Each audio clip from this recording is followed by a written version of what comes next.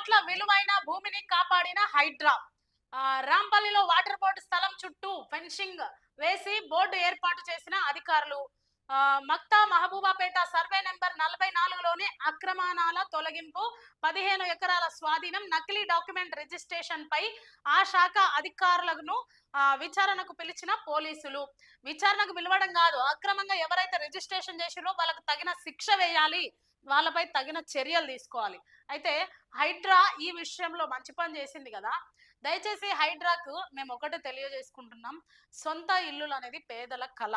హైడ్రా ఇంత కుంభకోణాలు జరిగే వాళ్ళ దగ్గర నుండి మంచిగా తీసుకురండి, అది మంచిదే.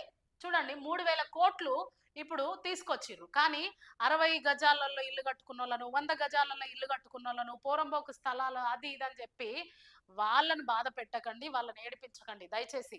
ఇలాంటి కుంభకోణాలు ఎన్నో జరుగుతున్నాయి కదా, అలాంటి కుంభకోణాల మీద దృష్టి పెడితే ఈరోజు 15 ఎకరాలు స్వాధీనం చేసుకుంది మన ప్రభుత్వం.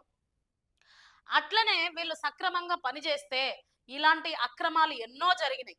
అట్ ద సేమ్ టైం ఈ అక్రమ రిజిస్ట్రేషన్ ఎవరు చేసిరో, నకిలీ డాక్యుమెంట్ ఎవరు సృష్టించినరో వాళ్ళందరినీ ప్రజల ముందుకు తీసుకురావాల్సిన బాధ్యత ప్రభుత్వానిది, చట్టానిది. ప్రభుత్వం వీళ్ళ మీద ఖచ్చితంగా చర్యలు తీసుకోవాల్సిందిగా జనాలు కోరుకుంటున్నారు, మేము కూడా కోరుకుంటున్నాం.